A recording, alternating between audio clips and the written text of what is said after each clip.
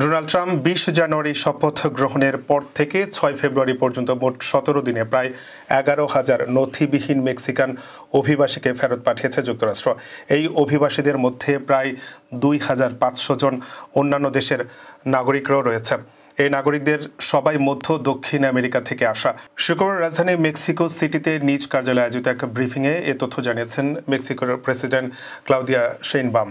সংবাদ সম্মেলনে প্রেসিডেন্ট আরও বলেন, মেক্সিকোর সরকারও দেশটির কারাগারে আটক নথিবিহীন অভিবাসীদের মুক্তি প্রদান এবং তাদেরকে নিজ নিজ দেশে ফেরত পাঠানোর সিদ্ধান্ত নিয়েছে।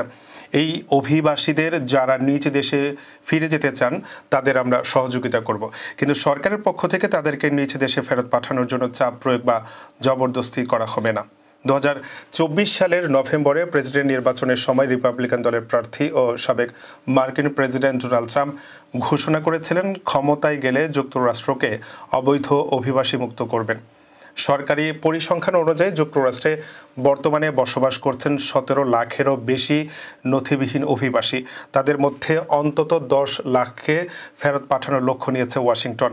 দেশটির দল নিরপেক্ষ শীর্ষস্থানীয় থিঙ্ক ট্যাঙ্ক সংস্থা পিউ রিসার্চ সেন্টারের তথ্য অনুসারে যুক্তরাষ্ট্রে বসবাসরত অবৈধ এবং বৈধ অভিবাসীদের মধ্যে শীর্ষে রয়েছে মেক্সিকানরা।